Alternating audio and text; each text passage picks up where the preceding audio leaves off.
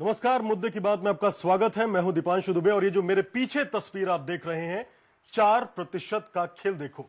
इसकी कहानी हम आपको बताते हैं कि पिछले जो विधानसभा चुनाव था 2012 का, उसमें जो वोट परसेंटेज था वो 59.43 था, जो इस बार बढ़कर 63.40 हो गया है। यानी 4% बढ़ोतरी हुई है। उत्तर प्रदेश चुनाव के पहले चरण में 73 सीटों के लिए आज वोटिंग की गई। वेस्टर्न पश्चिमी यूपी के 15 जिलों के 2.5 करोड़ से ज्यादा वोटर्स ने वोटिंग की। 839 उम्मीदवार किस्मत जो है उनकी ईवीएम में कैद हो गई। पिछले विधानसभा चुनाव के मुकाबले इस बार वोटिंग परसेंटेज बढ़ा है। अंदाजा लगाया जा रहा है कि लोग वोटिंग को लेकर पहले से ज्यादा जागरूक हुए हैं। आज हम आपके साथ वेस्टर्न यूपी के सियासी समीकरण पर ही अपने कार्यक्रम मुद्दे की बात में चर्चा करेंगे।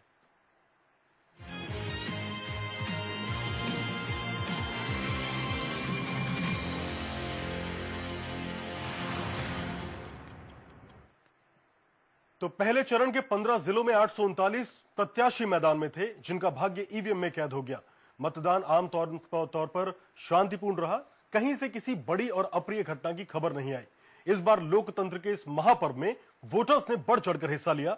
महिलाओं और नौजवानों के साथ दिव्यांगों ने भी अपनी वोटिंग परसेंटेज का इस्तेमाल किया।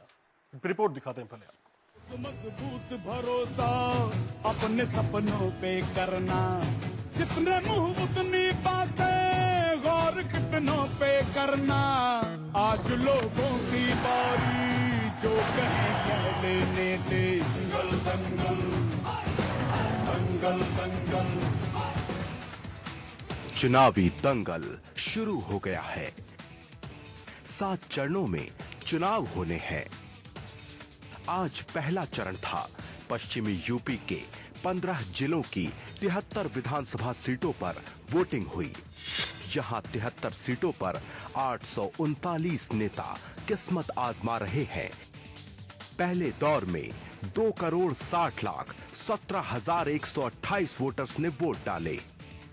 क्योंकि हमारे विकास के अच्छे विकास के लिए मैंने वोट किया है और मैं चाहती हूँ कि जो लोग गरीब हैं, जिनको सरकार अच्छे से उसको ट्रीट कर सके, सारी चीजों की सुविधाएं हो। मैं चाहती हूँ कि ऐसी हमारी सरकार बने। सबको वोट डालना चाहिए। ये मुसलमानों का, सबका, हिंदुस्तानियों का सबका अधिकार है।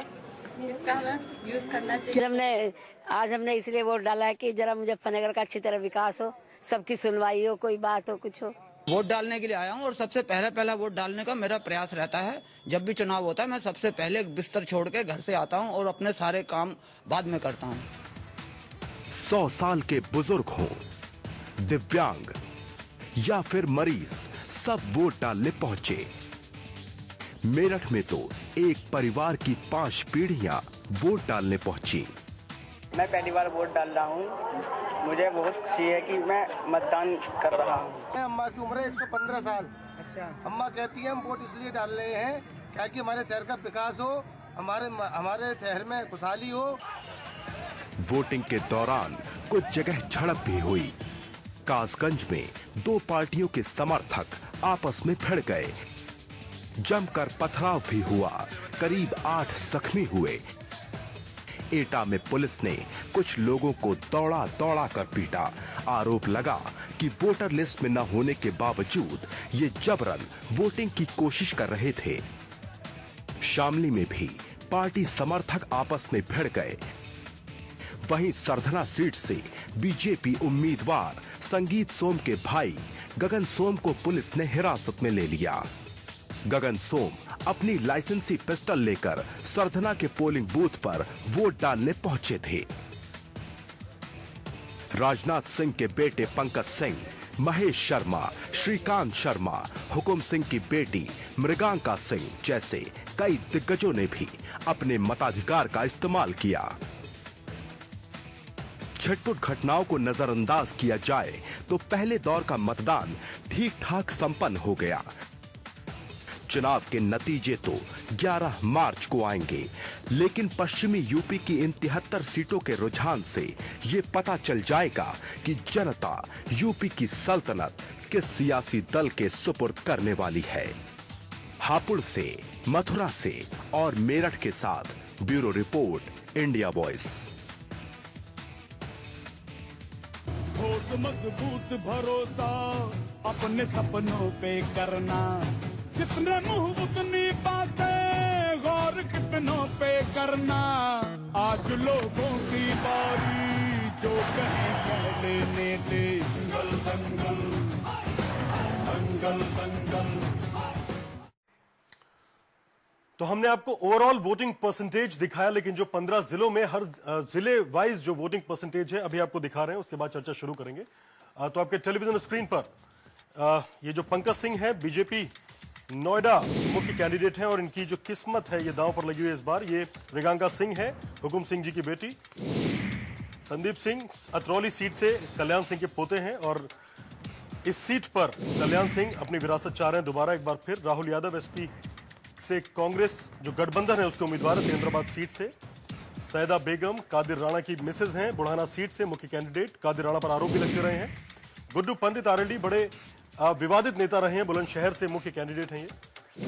और सुरेश राणा सब जानते हैं, थाना भवन से उम्मीदवार हैं, मुख्य कैंडिडेट हैं। इन पर मुजफ्फरनगर दंगों को लेकर आरोप लगा है। लक्ष्मीकांत वाजपेयी मेरठ सीट से हैं, बड़े नेता हैं, 8 बार जीत चुके हैं विधायकी। और सत्यपाल सिंह बघेल टूंडला सीट से मुख्य कैंडिडेट हैं, बहुत ही ताकतवर नेता माने जाते हैं। फिलहाल मुख्य लड़ाई यहां पर है। तो दर्शकों को बता दें कि ये जो दिग्गज हैं सियासी, इनकी किस्मत जो है ये दांव पर लगी है फिलहाल। एक बार वोटिंग परसेंटेज पर चर्चा करेंगे हम। शामली की बात करेंगे, शामली की बात करेंगे। पिछली बार वोटिंग परसेंटेज था इसका करीब 63%, जो इस बार 67% से ज्यादा हुआ है। मुजफ्फरनगर की बात करेंगे, पिछली बार करीब 60% था, इस बार 66%। बागपत जाटलैंड माना जाता है, 58% था पिछली बार, इस बार 65%। मेरठ की बात करेंगे, 7 विधानसभा सीट है, 64.5% था, इस बार 66 बढ़ा है। गाजियाबाद 5 विधानसभा सीट, 56% था पिछली बार, इस बार बढ़ के 58.10% हुआ। हापुड़ बुलंदशहर हर जगह कमोबेश ये जो वोट परसेंटेज है ये बढ़ा है। नोएडा से हमारे साथ बीजेपी नेता संदीप द्विवेदी जी और हमारे editor in chief Aniruddh ji दोनों जुड़ चुके हैं। पहला सवाल हमारे editor in chief Aniruddh Singh ji से। अनिरुद्ध जी, आप वोटिंग परसेंटेज जो है हम देख रहे हैं, पूरा जोर लगा दिया बीजेपी ने हिंदू कार्ड को लेकर। ये जो सीट है बेसिकली बुलंदशहर रेप केस है, मथुरा का जवाहर बाग है, दादरी के बिसाड़ा में अखलाक का मामला हुआ, कैराना में कथित हिंदू पलायन हुआ। क्या लगता है मुनाफा या नुकसान बीजेपी को? सबसे पहले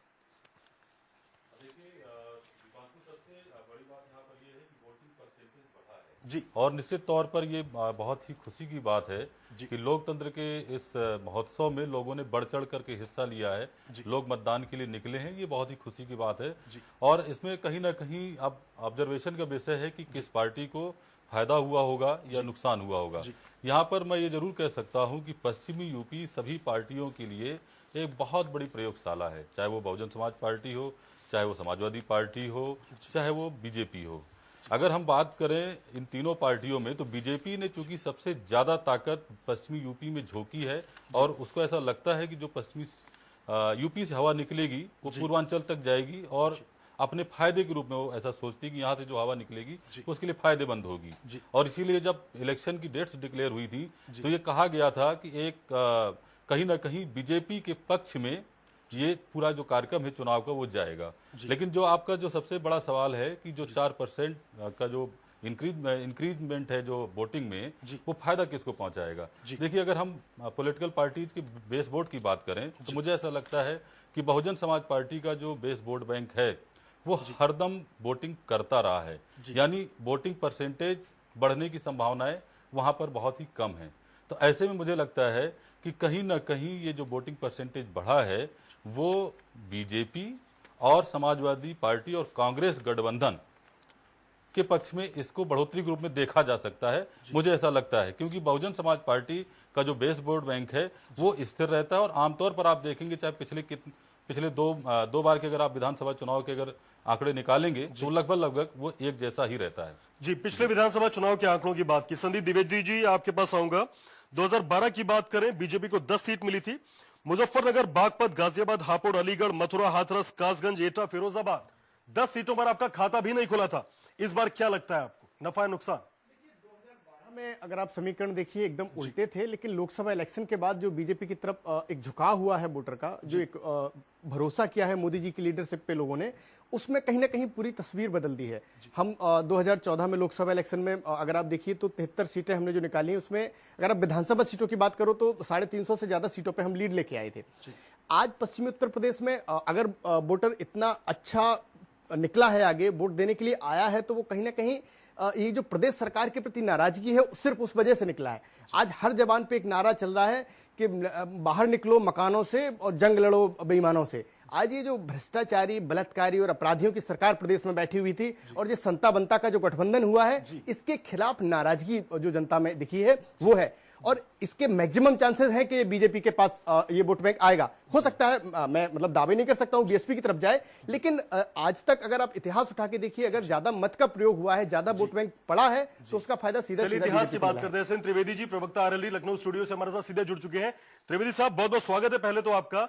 2014 चुनाव की बात करी, जाट लैंड माना जाता है जो 73 सीटें हैं, क्या लगता है आपको इस बार अजीत सिंह को साग बचाने की दरकार है और जाट इस बार आपके साथ आएंगे, और क्यों? ही नहीं बचेगी, बहुत कुछ सामने आएगा 11 मार्च को। जी 11 मार्च को ये सामने आएगा कि आज प्रथम फेज का जो चुनाव हुआ है उसमें आरएलडी का करिश्मा कितना रहा है, इसको हम बहुत बड़ा दावा तो नहीं कह सकते, लेकिन जो हमारे भाजपा के बंधुवर अभी अपनी बात कह रहे थे, मैं ये कहना चाहूंगा कि आज के फेज में सबसे कम अगर सीटें आएंगी तो भाजपा की आएगी। त्रिवेदी साहब, आपकी सीट 2012 में 9 सीटें ली थी राष्ट्रीय लोक दल ने, आप इस बार वोटिंग परसेंटेज बढ़ा है 4%, इस बार कितने की उम्मीद लगा रहे? अरे भाई साहब, सीधी सी बात, जहां 9 सीटों की बात आप कर रहे हैं, वहां ये भी सोचिए कि पिछली सरकार यूपीए की थी, अब कितने बहुमत के साथ बीजेपी, पिछली बार आप गठबंधन में थे कांग्रेस के साथ, इस बार अकेले लड़ रहे हैं। सीटें रह गई। जी, हम अकेले लड़ रहे हैं, अकेले में अपनी ताकत हम दिखा रहे हैं, और वो ताकत 11 मार्च को देखने को फिर भी एक आइडिया, कितनी सीट मान के चल रहे हैं अपनी, आप पहले चरण के चुनाव में?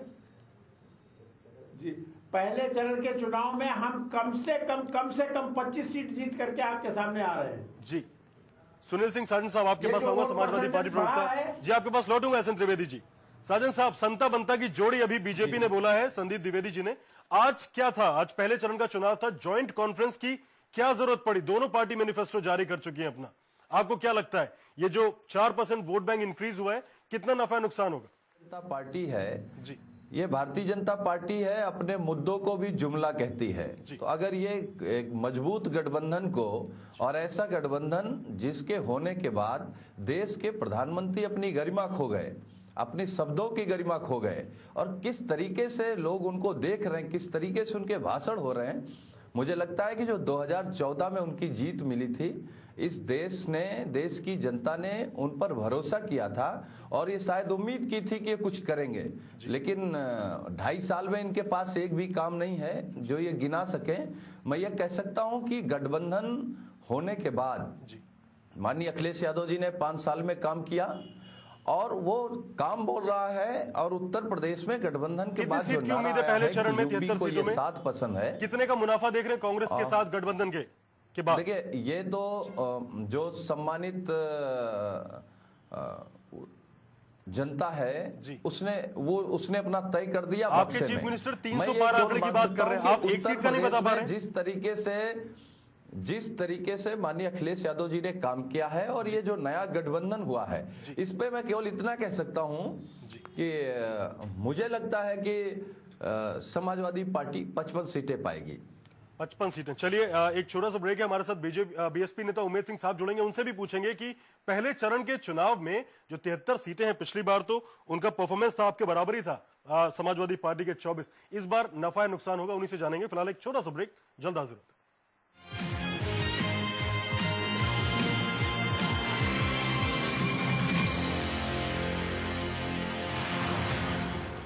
स्वागत है। बात आज पहले चरण के चुनाव की कर रहे हैं। 73 सीटों पर वेस्टर्न यूपी, पश्चिमी यूपी के चुनाव था। 839 उम्मीदवारों की जो किस्मत है वो ईवीएम में कैद हो गई। परसेंटेज 4% बढ़ा है। जिले वाइज आपको दिखा रहे हैं आपके टेलीविजन स्क्रीन पर।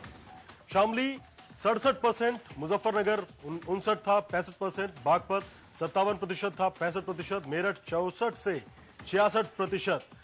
ये 2012 पिछले विधानसभा चुनाव और इन विधानसभा चुनाव के आंकड़े टैली कर रहे हैं। मेरठ में करीब 64.5% से 1.5% बढ़ा, गाजियाबाद करीब 1.5%, गौतम बुद्ध नगर करीब 3%, हापुड़ करीब 1%। तो ये जो आंकड़े हैं कमोबेश हर विधानसभा सीट पर ये बढ़े हैं। बुलंदशहर की बात करें करीब 2.5%, अलीगढ़ की बात करें 1.5%, मथुरा 1%। लगभग ये जो वोट परसेंटेज है ये हर जिले में बढ़ा है। ये बहुत बड़ी बात है, उत्साह देखने को मिला है वोटर्स का। फिलहाल हमारे साथ लखनऊ स्टूडियो से हमारे साथ SN त्रिवेदी जी, प्रवक्ता RLD के जुड़े हैं, उमेद सिंह जी BSP नेता, सुनील सिंह साजन SP स्पोक्स पर्सन हमारे साथ, और नोएडा स्टूडियो से संदीप द्विवेदी जी BJP नेता और हमारे एडिटर इन चीफ अनुज जी। बहुत बहुत स्वागत है आप सभी का। उमेद सिंह साहब, थोड़ा सा लेट हो गए आप, लेकिन आपसे पूछते हैं, आपकी जो पार्टी है प्रदर्शन उसका कमोबेश हर सीट पर थोड़ा थोड़ा ठीक है। सिर्फ 5 जगह ऐसी हैं जहां पर आपने खाता नहीं खोला था 2012 में, शामली, मेरठ, हापुड़, अलीगढ़, एटा। इस बार क्या लगता है वोटिंग परसेंटेज आपका बढ़ा है, कितना नफा या नुकसान होगा आपको? आपको बड़ा स्पष्ट बता देता हूं। आपके सबसे पहले मैं चुनाव आयोग को धन्यवाद देता हूं, पहले चरण का सुचारू रूप से चुनाव करा लेने के लिए, और अच्छा रहा, वोटिंग रहा। वोटिंग के बारे में आज सुबह से आप डिस्कशन कर रहे हैं, आपको भी शायद आपका बहुत अच्छा अनुभव हो गया होगा सुबह से। जो वोट पड़े हैं वो सुबह देखे होंगे कि जिस तरह से वोट परसेंटेज बढ़ा है, थोड़ा क्लियर कट चीज़ें हैं एकदम कि परसेंटेज वोट बढ़ा है। पिछली बार 2012 से 2012 में हमारी जो है 24 सीटें थी, सपा की 24 सीटें थी, हम लोग बराबर थे वहाँ। आज की स्थिति जो हुई है उसमें परसेंटेज बढ़ा है। उसका कारण यह है कि सुबह मॉर्निंग में आप देखे होंगे कि 10, साढ़े 10, 11 बजे तक बहुत अच्छी तादाद में करीब 10 से 15% वोटिंग पड़ चुका था। उसके बाद से डाउन हो गया, क्योंकि बसपा का वोटर, हम नाम नहीं लेंगे कौन है कौन नहीं, लेकिन सभी जानता है, पूरा देश और प्रदेश को सबको पता है कि किस तरह का वोट देते हैं और कैसे लाइन में खड़े होकर के वोटिंग करते हैं। तो हमारी बहुत अच्छी वोटिंग हुई है, बहुत अच्छे सुचारू ढंग से हुआ है। उसके बाद भाजपा फेल हुई है। भाजपा वहाँ पे जाट वोट के लिए बहुत सारे तिकड़म किए, लेकिन जाट वोट को वो नहीं तोड़ पाए, जाट एकदम नकार दिया। तो भाजपा तो पूरे पश्चिम में से 0 हो चुकी है। आज जो है कांग्रेस और सपा जिस तरह से फाइट करके, मेरे ख्याल में तो उनका अपना इंटरनल मामला है, लेकिन मैं दिल से कहना चाहूंगा कि शायद अलग अलग लड़े होते तो शायद बेहतर। तो उमेद सिंह साहब क्या कह रहे हैं, जाट वोट बैंक आपको गया है पूरा? जी, जाट वोट बैंक फिर किसकी तरफ गया है जब उन्होंने? जी, बहुत अच्छा। हम आप देखिए, मैं अगर आप उसको पूछने की जरूरत नहीं है, मैं सभी लोगों का धन्यवाद देता हूं, शुक्रिया अदा करता हूं।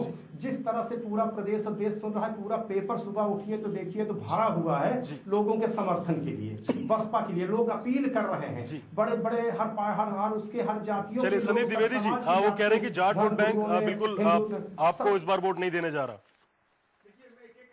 कौन सा? नहीं, जाट बिल्कुल दे रहा है, जाट वोट भाजपा को नहीं दे रहा है। जी, भाजपा से बात कर रहे हैं। जी, भाजपा से बात कर रहे हैं। जी नहीं, हमारे पास तो सर्वजन समाज, हमारे पास तो पेपर सुबह से देखिए, आपका न्यूज चैनल देखिए तो भरा हुआ है। लोगों का किस तरह से सपोर्ट मिल रहा है, किस तरह से लोग बसपा को वोट देने के लिए समर्थन कर रहे हैं। ऐसा में आज देख रहे तो वो हालत होने जा रही है बसपा के पक्ष में, जिस तरह से आपको दिल्ली में मिला है, इस तरह से बसपा को उत्तर प्रदेश में मिल रहा है समर्थन पूरे प्रदेश का। जी, जवाब दे दूं, जिस तरीके से अभी पश्चिमी उत्तर प्रदेश में जो अभी वोटिंग हुई है 50+ सीटें लेके आने वाली हैं, मुझे लगता है कि इससे बड़ा मजाक आज के दिन कोई नहीं हो सकता। अरे सर, जिस पार्टी को समाजवादी पार्टी और कांग्रेस ने ठुकरा दिया हो गठबंधन करने से, वो 50 सीटें लेके आएगी। आपको तो, आप किस जमीन पे हैं आपको बता दिया समाजवादी पार्टी और कांग्रेस ने, हमें कुछ नहीं कहना। हमारे समाजवादी पार्टी के मित्र कह रहे थे कि भाजपा जुमलों की पार्टी है, इसकी पार्टी उसकी पार्टी है। अरे सर, आपके अखिलेश यादव, आज प्रदेश का हर व्यक्ति कह रहा है कि जो अपने बाप का नहीं हुआ वो हमारा क्या होगा, और आप भारतीय जनता पार्टी और मोदी जी पे उंगली उठा रहे हो। हर सुख दुख, हर दर्द में साथ खड़े हुए मोदी जी, और इसका सीधा सीधा असर अगर आपको देखना हो, कोई भी आप बायोपोल इलेक्शन देख लीजिए, कहीं भी विधानसभा बायोपोल देख लीजिए, आप लोकल इलेक्शन देख लीजिए, और MLC के इलेक्शन यूपी में देख लीजिए, 3 की 3 सीटें निकाल के लेके आई है बीजेपी। और हमारे BSP के मित्र उमेद सिंह जी कह रहे हैं कि BSP 0 पे पहुंच गई। अरे किस दलित की बात करते हैं? वो दलित जिसको 200 सीटें दी हैं, 87 सीटें दी हैं, जिसमें 85 आरक्षित हैं, वो आपको क्यों वोट दे? वो मुस्लिम जिसको आपने हरिजन एक्ट में बंद करवाया, वो आपको वोट दे? वो जाट जो आज हरिजन एक्ट में जेल के अंदर बंद होता है, उसका बेटा, वो आपको वोट दे? अरे किस चीज पे आप वोट मांग रहे हैं? जाट से, मुस्लिम से और दलित से? आपको तो कहीं किसी मुंह से देखना ही नहीं चाह रहा वोट बैंक, और इसीलिए आप लोकसभा में जीरो अरे द्विवेदी जी, बीजेपी आप 60+ सीटें लेके आ रही है इनमें से गारंटी के साथ। ऊपर आरोप लगा रहे हैं, बायो इलेक्शन देख लीजिए और अभी आप 11 तारीख बदतर हालत आपकी हुई है।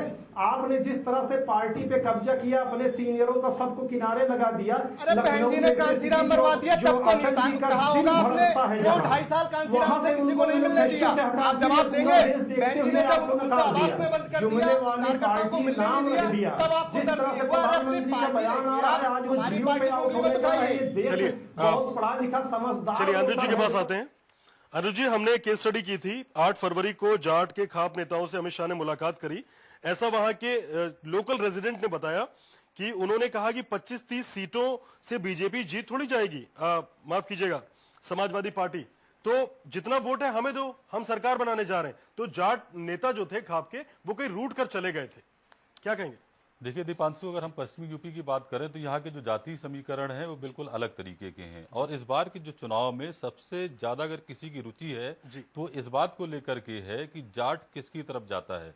और अभी तक की जो हमारी रिपोर्ट्स आ रही है, जो हमारे लोगों से बातचीत हो रही है, उसके मुताबिक ये बात एकदम साफ है कि कहीं ना कहीं जाटों के मन में एक बात तो साफ हो गई है कि उसको ऐसा लगता है कि भारतीय जनता पार्टी ने जो वादे उनके साथ किए थे वो पूरे नहीं किए, और फिर से एक बार जाट समुदाय आरएलडी की ओर यानी अजीत सिंह की ओर लौटता हुआ दिखाई दे रहा है। ये आज की रिपोर्ट साफ साफ कह रही है। अभी हमारे संवाददाता कुछ दिनों पहले गए थे और जाटलैंड पे उन लोगों से बात कर रहे थे, तो उसमें साफ साफ कुछ लोगों ने कहा कि जाट अब हिंदू बनकर के वोट नहीं करेगा, जाट अब जाट बनकर के वोट करेगा। यानी कहीं ना कहीं उसको ये बात लग रहा है कि अगर अपनी वोट बैंक को इकट्ठा रखना है, अपनी ताकत को इकट्ठा रखना है, तो उसको फिर से भले ही मजबूरी हो, लेकिन मुझे ऐसा लगता है कि शायद इस बार अजीत सिंह की तरफ जाट लौट रहा है। हो सकता है कि अजीत सिंह को सीटें ना मिलें, लेकिन जो उनका मूल वोट बैंक था जाट, वो अजीत सिंह के साथ इस बार जा रहा है, वो मजबूरी में हो सकता है।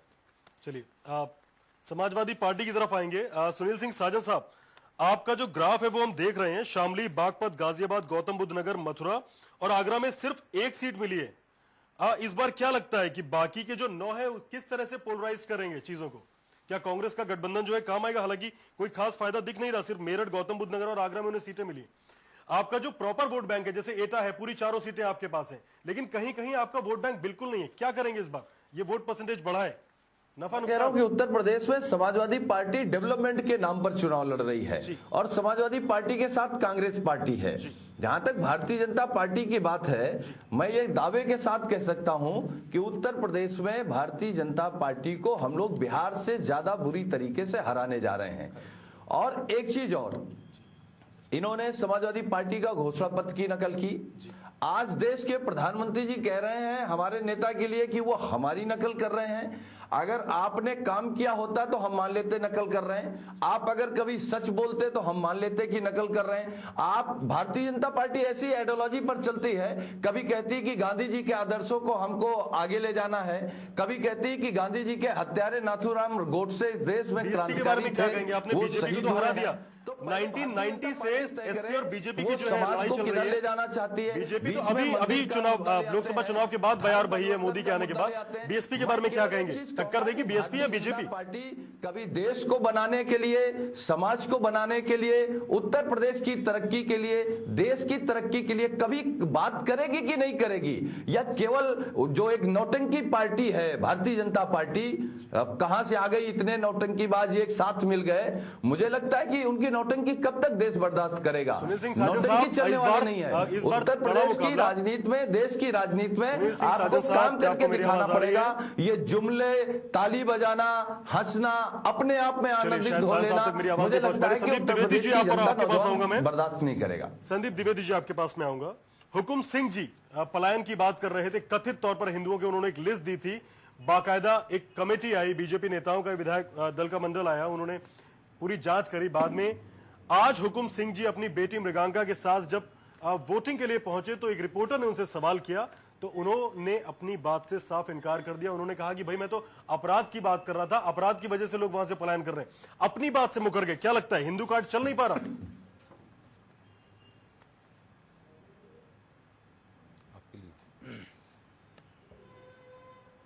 संदीप द्विवेदी जी आपसे पूछ रहा हूं। जी सॉरी, मैं सुन नहीं पाया, मैंने समझा शायद त्रिवेदी जी से पूछ रहे हैं। नहीं जी, हुकुम सिंह जी ने आज बयान दिया कि पलायन की जो वो बात कर रहे थे वो सिर्फ अपराधियों को लेकर थी कि शहर में वैश्य समाज पर और बाकी दलितों पर अपराध बढ़ रहे हैं, इसलिए उन्होंने बात ही नहीं करी है कि हिंदू वहां से पलायन कर रहे हैं। अपनी बात से साफ मुकर गए थे। नहीं देखिए, पहले जो आधिकारिक उनके जो सोर्सेस थे जिनसे उन्हें इन्फॉर्मेशन मिली थी उसमें फैक्ट था, क्योंकि वहां पे कहीं ना कहीं जो गुंडे टाइप के लोग थे, जो आपराधिक किस्म के लोग थे, वो अधिकांश मुस्लिम लोग थे और उन्होंने कहीं ना कहीं डराया धमकाया, उस वजह से काफी बड़े तौर पे हिंदुओं ने वहां से पलायन किया था। वो मुद्दा आज भी है, लेकिन कहीं ना कहीं आप आज उन्होंने एक रिपोर्टर से बातचीत में साफ कहा कि हिंदू पलायन का मुद्दा ही नहीं है। नहीं, आपकी उनकी कॉन्स्टिट्यूएंसी में ये बात मैं आपकी इस बात से सहमत हूं, लेकिन क्योंकि वहां पे हिंदुओं के साथ साथ कुछ मुस्लिमों ने भी पलायन किया, तो ये आज एक पलायन मुद्दा है, वहां हिंदू और मुस्लिम मुद्दा नहीं है। तो अपराधियों के डर से जो लोगों ने पलायन किया वो मुद्दा है। पहले क्या था, पूरे अखबार भर गए, कई जो टीवी चैनल है, हमारा टीवी चैनल भी वहां पर ग्राउंड लेवल पर जाके तफ्तीश की,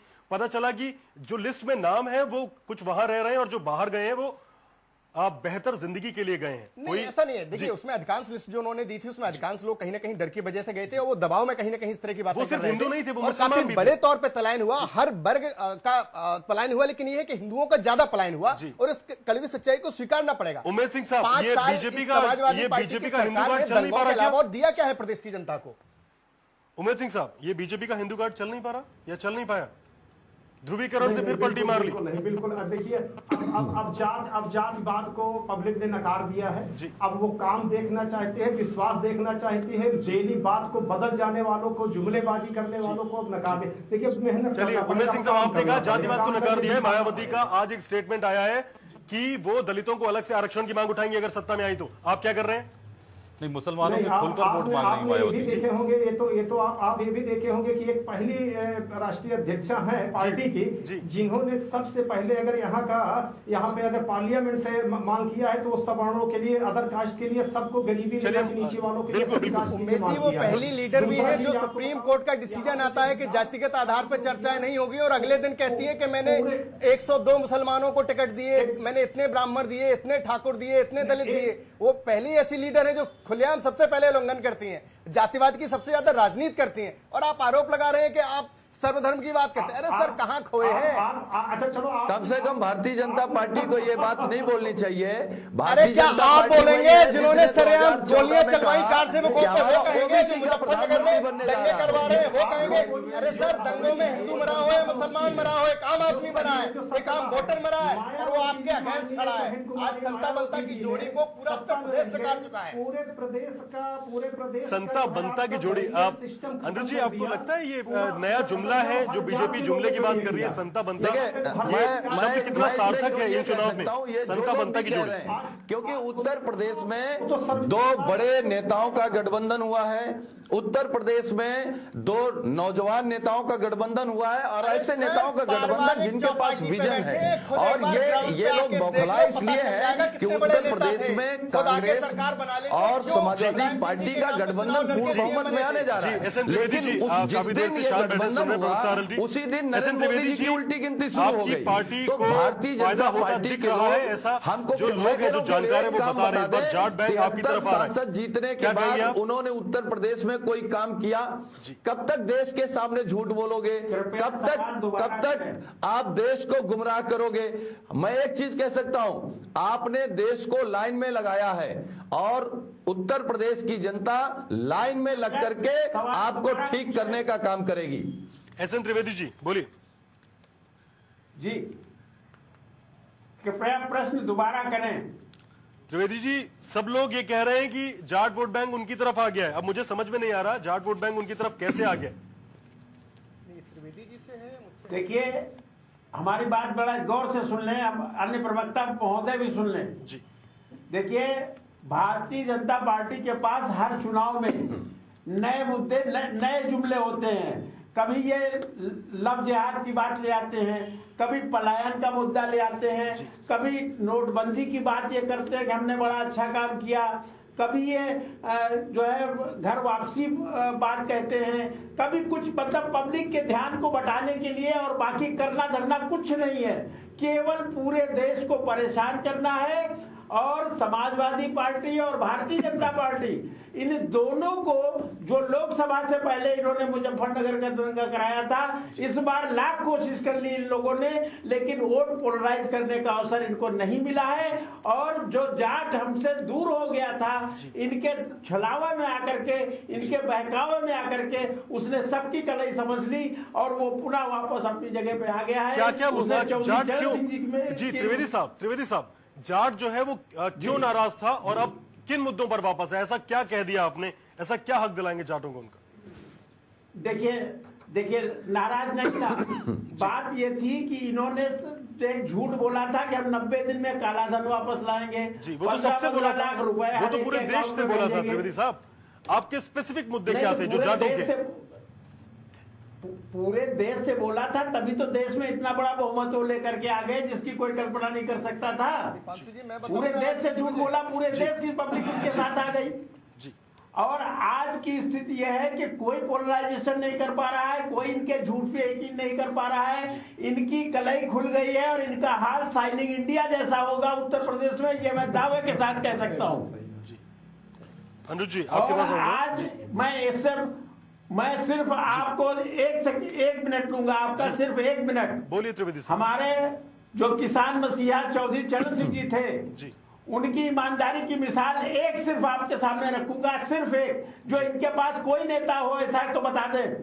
वो जब उत्तर प्रदेश के मुख्यमंत्री थे और यहाँ सरकार गिर गई थी तो वो कानपुर में थे उस समय। चौधरी चरण सिंह साहब की बात मत करिए। बात ये बताइए कि चौधरी अजीत सिंह से जाट नाराज क्यों हुए? अपने सारे कर्मचारियों को विदाई दी और जो उनके पास गाय थी उस गाय के लिए सूचना और कहा था मिश्रा जी ये गाय लीजिए, इसके पालने की क्षमता मेरे पास नहीं है। जी, सवाल सुनिए त्रिवेदी साहब। मिसाल थी, इनके पास कोई नेता हो, आज ये बंगले से सामान और फर्नीचर लेकर के चले जाने वाले लोग हैं, इनके साथ कैसे जनता रहेगी? इनको याद दिलाने की जरूरत है कि ये अपनी आदतों को बंद करें। त्रिवेदी जी चौधरी चरण सिंह की बात मत करिए, चौधरी अजीत सिंह के बारे में बात करिए। आखिर ऐसा क्या हुआ कि जाट उनसे नाराज हो गए? 2014 में आपका सुपड़ा साफ हो गया, आप घट करके 9 सीटों पर आ गए और आज ऐसा क्या हो गया कि आपके साथ कोई भी पार्टी हाथ मिलाने के लिए तैयार नहीं है? आखिर ऐसा क्या होगा कि जाट नाराज हो गया? अरे भाई, किसी पार्टी से चौधरी साहब ने बात तक नहीं की है गठबंधन बनाने के लिए। आपके बगल में सुनील सिंह साजन साहब बैठे हैं, आपके बगल में सुनील सिंह साजन साहब बैठे हैं। आप तो सब हर चौखट पर गए, सीधी बात बताइए। आप बीएसपी से भी आप संपर्क में गए, आप कांग्रेस के साथ भी गए, आखिर क्यों आपको लोगों ने साथ में नहीं लिया? अगर किसी के यहाँ सम्मानजनक तरीके से बुलाया जाएगा तो जाना नेता का फर्ज होता है, लेकिन गठबंधन संबंधी कोई बात जो है चौधरी अजीत सिंह ने किसी के सामने नहीं रखी है। ये जरूर है एक दशक के दौरान हिंदुस्तान की राजनीति में सबसे ज्यादा अविश्वसनीय नेता के रूप में चौधरी अजीत सिंह उभरे, जिसकी वजह से जाट आपसे दूर हो गया। जाट अगर इस बार आपके साथ चुनाव में आ रहा है तो मजबूरी में आ रहा है, क्योंकि उसको धोखे और भी जगह मिले हैं। और दीपांशु, एक बात मैं और कहूंगा, यहाँ पर पश्चिमी यूपी का जो चुनाव है ये एक तरीके का प्रयोग है, जैसा मैंने पहले भी कहा था। भारतीय जनता पार्टी के लिए प्रयोग इस बात का है कि जो सांप्रदायिक ध्रुवीकरण की राजनीति उन्होंने पिछले 3 या 4 साल के दौरान की है, मुजफ्फरनगर, कैराना और दादरी, वो कितना सफल होता है उस पर वो देखना होगा, उसका रिजल्ट देखना होगा। समाजवादी पार्टी के सामने सबसे बड़ी जो समस्या है वो ये है कि अखिलेश यादव के चेहरे की विश्वसनीयता को स्थापित करना है। पश्चिमी यूपी में उनका जनाधार कम था, कांग्रेस के साथ गठबंधन करके पश्चिमी यूपी में अपने आप को मजबूत करना चाह रहे थे।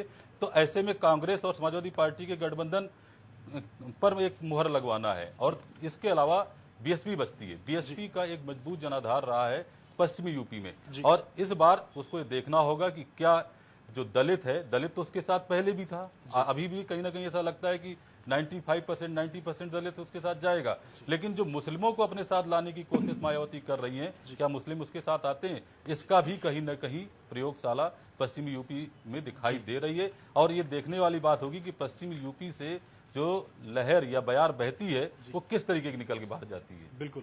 उमेद सिंह साहब, आपके पास आएंगे, मायावती की बात करेंगे। इस बार मायावती मूर्ति नहीं बनवाएंगी, उन्होंने वादा किया है, क्या गलती का एहसास हो गया है? नहीं, निश्चित है, ये बिल्कुल उन्होंने ओपन मंच से कहा है और हमारे राष्ट्रीय अध्यक्षा जी की आदत है कि वो बिल्कुल जो भी समाज के सामने झूठे वादे, झूठे पुलंदे, झूठे आश्वासन नहीं देते हैं, जो कहते हैं उससे ज्यादा करके दिखाते हैं। क्यों ऐसा क्यों कहा? पिछली बार क्या इसी वजह से हार का सामना करना पड़ा था 2012 में? इसलिए कहा कि पिछली साल ये भी एक वजह से काम किया है 4-4.5 सालों में, वो जादू की छड़ी जैसे पूरी लखनऊ को जो है लखनऊ बना दिया, राजधानी की तरह बना दिया, पत्थर का शहर बना दिया। क्या कहेंगे साजन साहब? तो नहीं, मैं एक चीज कहूंगा, क्योंकि सच है पत्थर की सरकार साबित हुई पिछली बहुजन समाज पार्टी।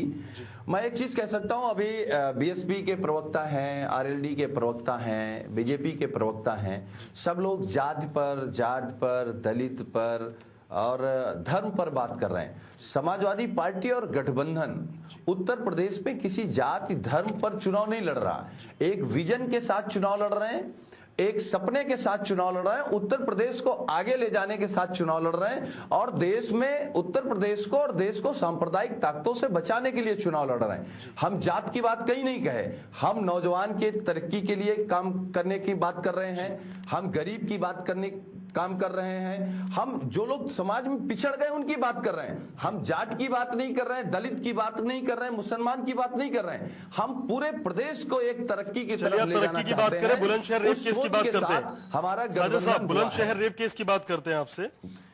पिछले 2012 चुनाव में 7 सीटों में 2 सीट समाजवादी पार्टी को मिली थी, 2 सीट कांग्रेस को मिली थी। आपका गठबंधन है फिलहाल, इस बार कितना नुकसान उठाना पड़ेगा? बुलंदशहर के बाद बात करेंगे मथुरा के जवाहर बाग की। वहां पहले से आरएलडी 2012 में 3 सीट ले चुकी है, आपके पास सिर्फ 1 सीट थी। नुकसान उठाएंगे?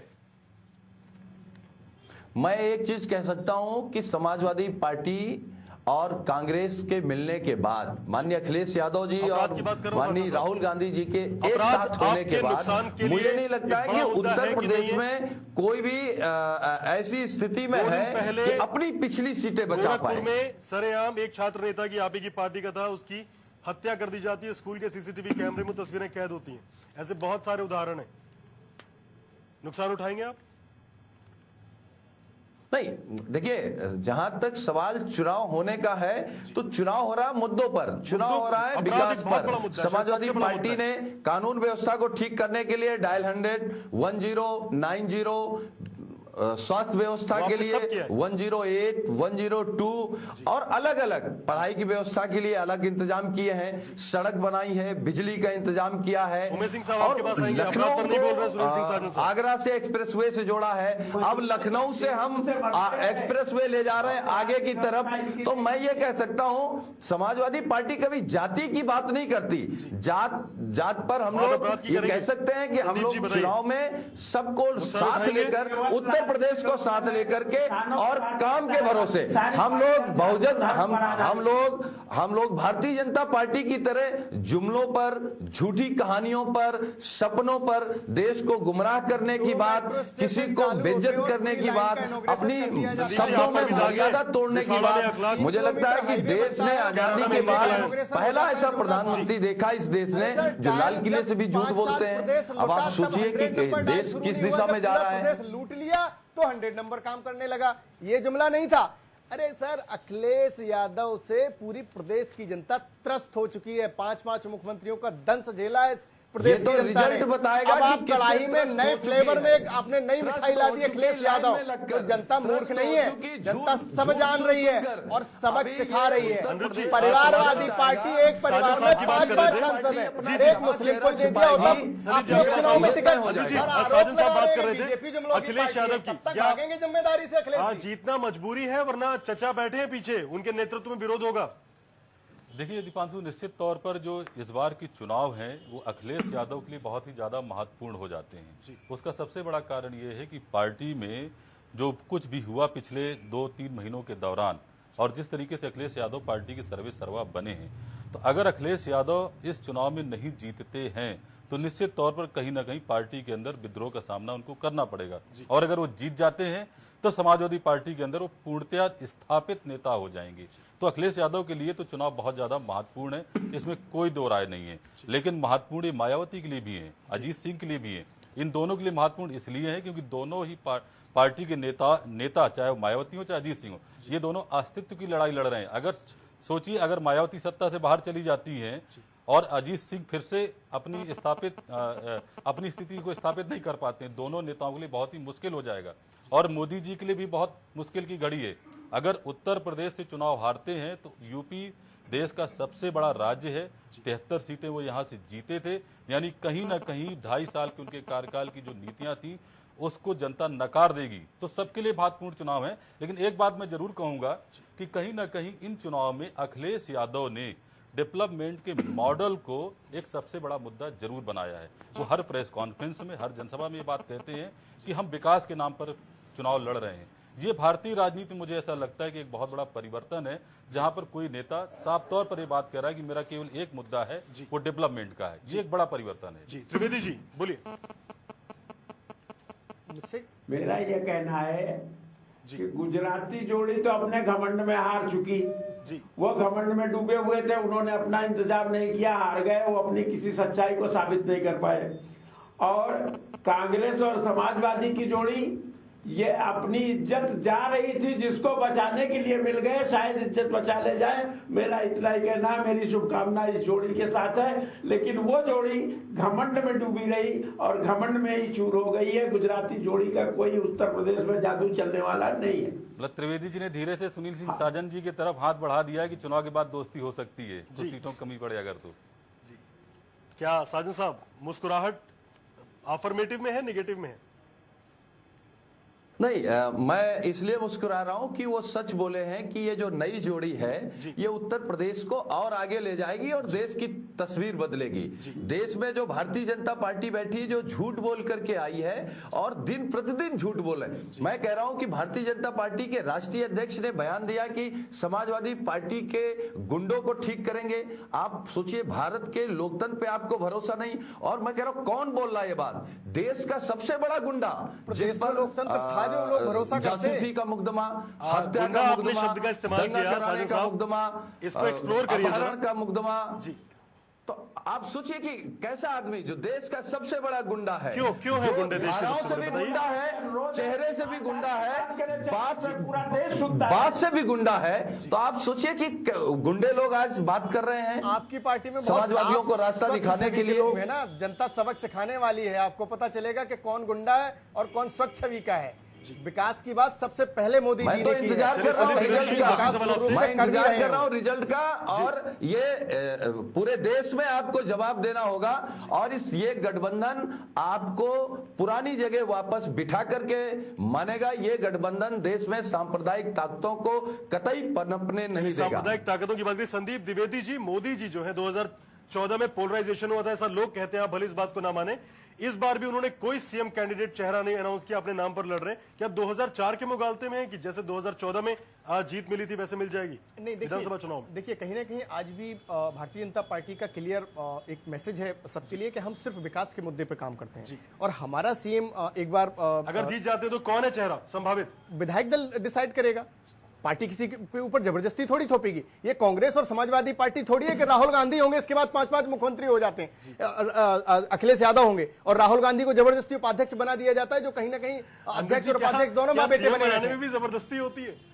नहीं, देखिए, यहाँ तो इन पार्टियों में तो यही चलता है कि भैया लोकतंत्र वोकतंत्र कुछ नहीं है। यहाँ जो मुलायम सिंह जी ने कहा, जो मायावती जी ने कहा, जो सोनिया गांधी जी ने कहा, वही लोकतंत्र है। भारतीय जनता पार्टी एकमात्र ऐसी पार्टी है जहां पार्लियामेंट्री बोर्ड डिसीजन करता है कि कौन लीडर होगा, कौन नहीं होगा, होगा कि नहीं होगा। और अगर बाद में होगा तो कहीं ना कहीं विधायक दल डिसाइड करेगा। यहाँ हम क्षेत्रीय पार्टियों की तरह और कांग्रेस परिवारवादी पार्टी की तरह हम डिसीजन नहीं लेते। हम सिर्फ विकास की बात करते हैं। पोलराइजेशन दूर दूर तक हमने कहीं कोशिश नहीं की। और भारतीय जनता पार्टी के पास उत्तर प्रदेश का हर व्यक्ति, हर वर्ग कह रहे हैं पोलराइजेशन प्रदेश अध्यक्ष है, तो ठीक ही होगा। फिलहाल बहुत बहुत शुक्रिया सारे गेस्ट हमारे लखनऊ स्टूडियो से और नोएडा से, एसएन त्रिवेदी साहब, उमेद सिंह जी, सुनील सिंह साजन, संदीप द्विवेदी जी और हमारे चीफ अनिरुद्ध जी। आप सभी का बहुत बहुत शुक्रिया। फिलहाल मुद्दे की बात में इतना ही। 11 मार्च को नतीजे आएंगे। पहला चरण कंप्लीट हो चुका है, 6 चरण बाकी हैं। फिर मिलेंगे। नमस्कार।